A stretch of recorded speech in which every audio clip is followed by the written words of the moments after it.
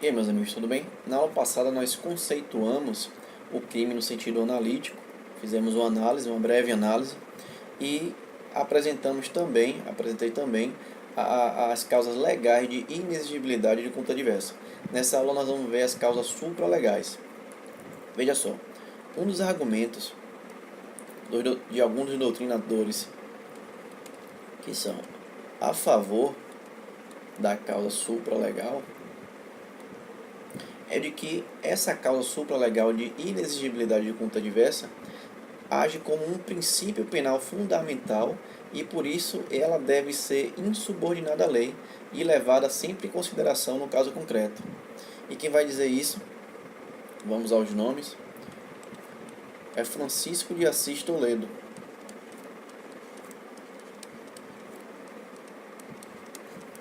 Então, para Toledo, as causas supralegais de inexigibilidade de conduta adversa são como princípios penais fundamentais.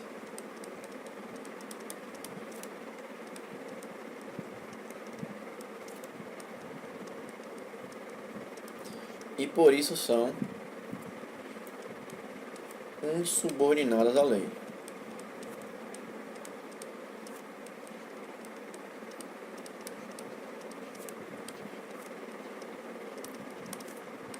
Certo?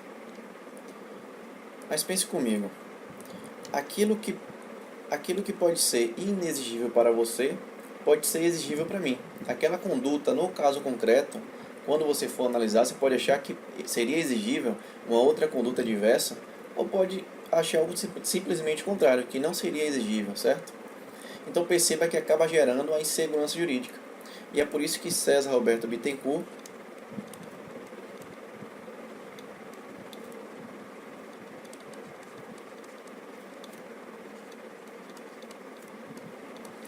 vai fazer essa crítica às causas supralegais, que acaba gerando uma insegurança jurídica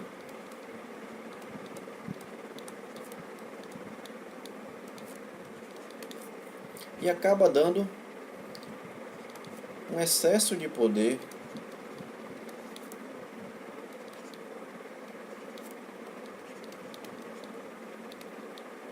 ao magistrado. Mas onde é que surgiu essa análise das causas supralegais? Onde começou isso?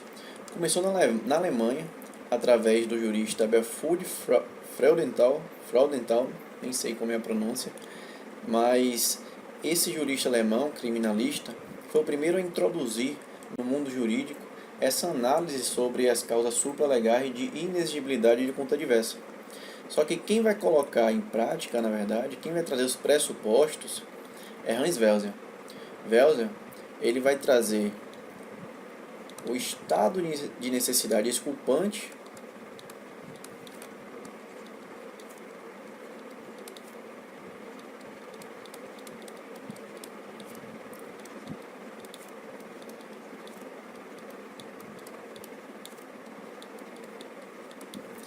e na doutrina dele ele exemplifica com o caso do decreto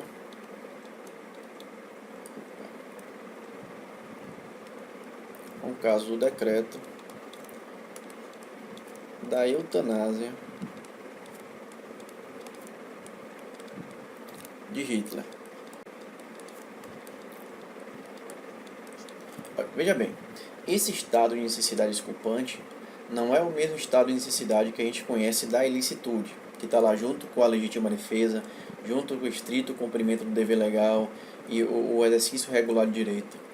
Esse estado de necessidade exculpante ele exclui a culpabilidade, como nós vimos, mas tem uma característica principal, que é quando se sacrifica o bem jurídico, esse bem jurídico é de maior valor em relação àquele que está sendo salvaguardado, diferente do que acontece na ilicitude. Na ilicitude é justamente o contrário. Está a necessidade justificante, o bem jurídico está sendo sacrificado de menor ou igual valor àquele que está sendo salvaguardado. Beleza? E o exemplo do decreto de Hitler aqui, Hitler, na tentativa de purificar as raças, determinou aos médicos para que eles enviassem os doentes mentais para o campo de concentração. Só que alguns médicos descumpriram essa ordem e aí fizeram uma seleção entre os doentes mentais e aqueles que estavam mais aptos ao trabalho, aqueles que tinham um grau menor de demência, pode-se assim dizer, eles salvaram, não enviaram para o campo de concentração. Então o que aconteceu aqui? Houve um sacrifício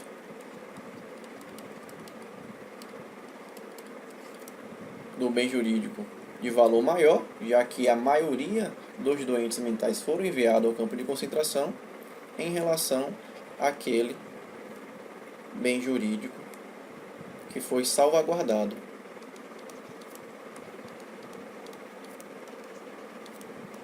Certo? Já que foram a minoria. Então, nesse caso aqui, eles estariam acobertados pelas causas supralegais de inexigibilidade de conduta diversa. Aqui no Brasil, o maior expoente é Juarez Cirino. Cirino, ele vai fundamentar-se na doutrina de Klaus Oxin.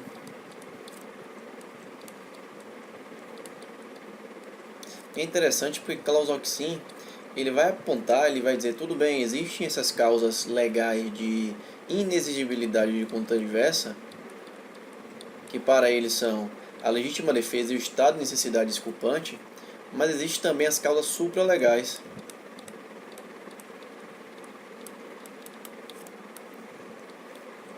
que são o fato de consciência, que nós vamos ver,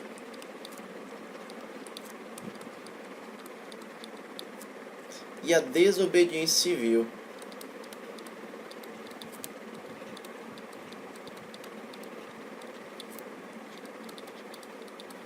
E é interessante porque Klaus Oxin, ele apresenta as causas legais de inexigibilidade de conduta diversa e aponta também as causas supralegais. Mas, na verdade, se você for classificar Klaus Oxin entre aquele, se ele é a favor ou não, as teorias das causas supralegais, ele, na verdade, é contra essa classificação. Apesar de apontar essas causas supralegais, ele é contra essa classificação. Para Klaus Oxin, pode até não estar tipificado, pode até não estar exposto no Código Penal, mas você vai encontrar essa fundamentação na Constituição Federal Alemã. Beleza? Juarez Cirino, ele vai trazer algumas modalidades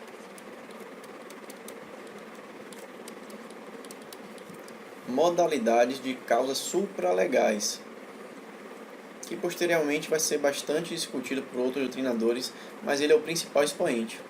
Quais são essas causas? A primeira dela é o fato de consciência. E o que é esse fato de consciência? O fato de consciência nada mais é do que um sentimento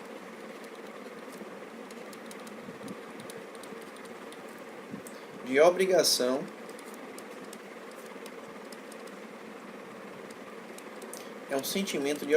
incondicional.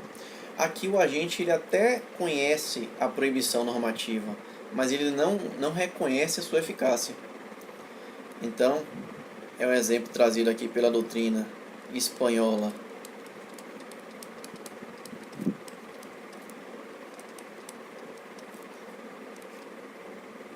de Munhoz Conde,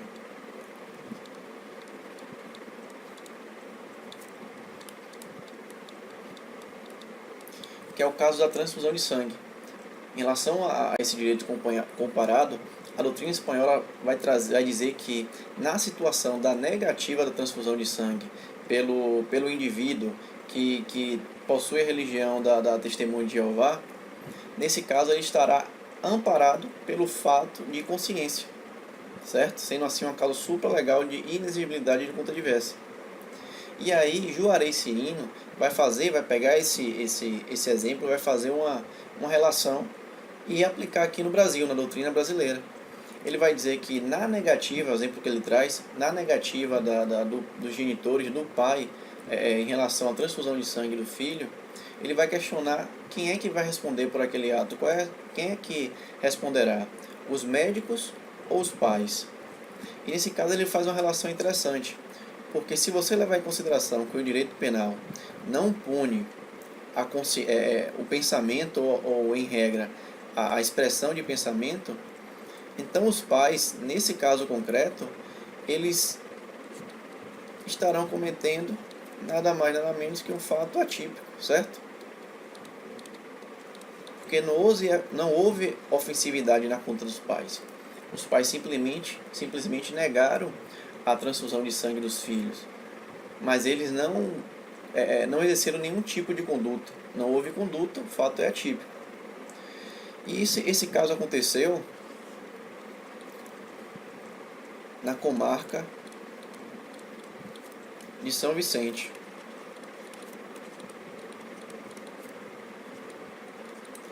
Mas nesse caso real aqui, o filho necessitou da transfusão de sangue, os pais negaram, por sentimento interno, por questão religiosa, e os médicos não realizaram a transfusão.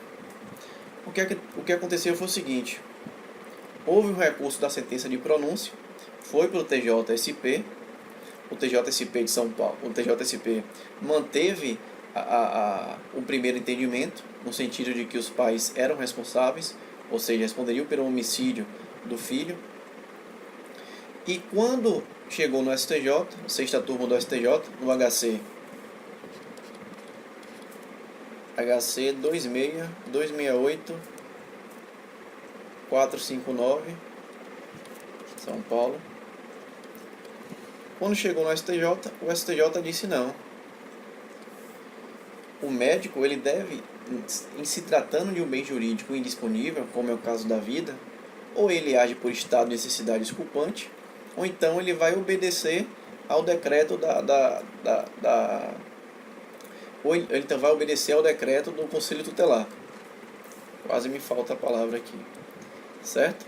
Então a responsabilidade aqui ficou para os médicos e o STJ mandou trancar a ação penal em relação aos pais. Uma outra modalidade apontada por Juarez Cirino é a provocação da situação de legítima defesa. Aqui é bastante simples. Vamos supor aqui que o agente A ele tem um desafeto, que é o agente B, e querendo lesionar o bem jurídico de B, ele resolve provocar uma situação de legítima defesa. Nesse caso aqui é possível admitir a exculpação do agressor por ação inevitável de defesa. Então, supondo que A provocou a situação de legítima defesa, mas diante dessa provocação ele percebeu ser inevitável a defesa, ou seja, vamos supor aqui que B estava armado, tornando a defesa de A inevitável. Então, nesse caso A lesionou o bem jurídico de B, já que ele não podia fugir, lesionou gravemente o bem jurídico de B. Ele vai estar amparado pela causa supralegal de inexigibilidade de conduta diversa, podendo assim ser admitida a exculpação do agressor. Entendeu? Outra modalidade apontada por Juarez é a desobediência civil. E essa desobediência civil aqui, ela é diferente da desobediência comum.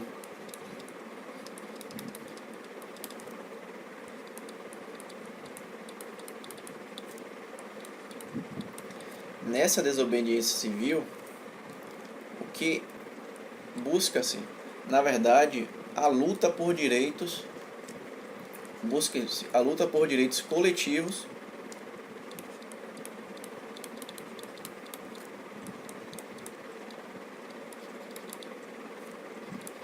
direitos fundamentais coletivos e o retorno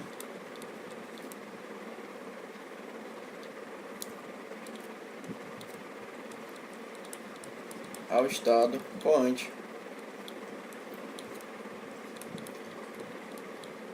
Certo?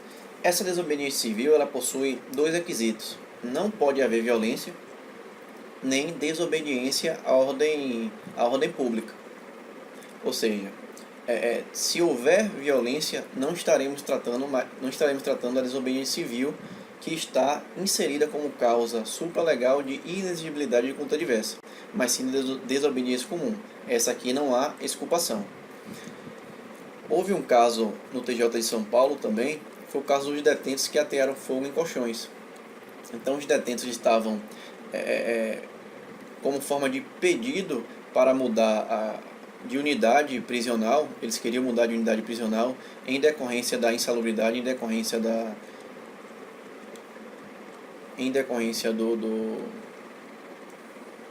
do ambiente prisional, da precariedade do ambiente prisional, eles atearam fogo em colchões. E aí a questão é, aqui estamos diante da violência ou uma resposta justa e proporcional à grave injustiça? Nesse caso, o TJ de São Paulo entendeu que se tratava de uma violência, porque eles não apenas colocaram em risco o bem jurídico disponível, vida deles, como de outros detentos, certo? E por fim, o conflito de deveres, que nós já falamos, que é o estado de necessidade exculpante. E aqui Juarez Cirino vai trazer o exemplo do marinheiro que, podendo salvar 4 crianças, resolve salvar apenas o seu filho, que nesse exemplo que ele traz era a criança que estava mais distante do barco, deixando morrer assim as 3 crianças mais próximas. Então entendeu-se nesse exemplo que se tratava de uma causa supralegal de inexigibilidade de conta diversa, porque ele desconhecia aquelas crianças mais próximas e salvaguardou o bem-vida do seu filho, certo?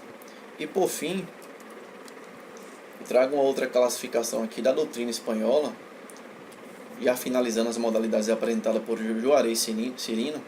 Só uma curiosidade, na verdade, a doutrina espanhola de Paz de la Cuesta Guado vai trazer alguns níveis, vai classificar em 3 níveis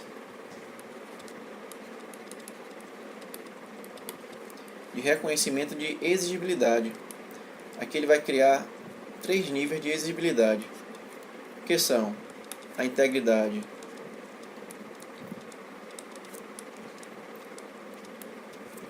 moral,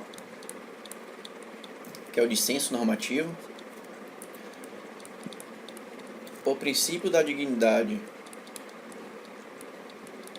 da pessoa humana,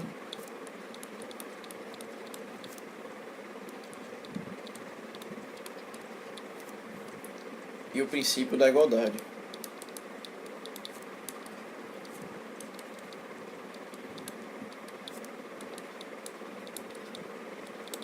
O que Paz de la Cuesta Guado busca fazer aqui é facilitar, diante do caso concreto, ele estabelece alguns níveis, né? Ele traz alguns pressupostos para que o magistrado consiga encaixar no caso concreto, naquelas circunstâncias, alguns elementos, e facilitar a verificação se naquele caso concreto se trata ou não de uma causa supralegal de excludente de inexigibilidade. Aí vai ter que levar em consideração a integridade moral, no caso concreto, ou se houve violação do princípio da dignidade da pessoa humana e se há violação do princípio da igualdade. Beleza?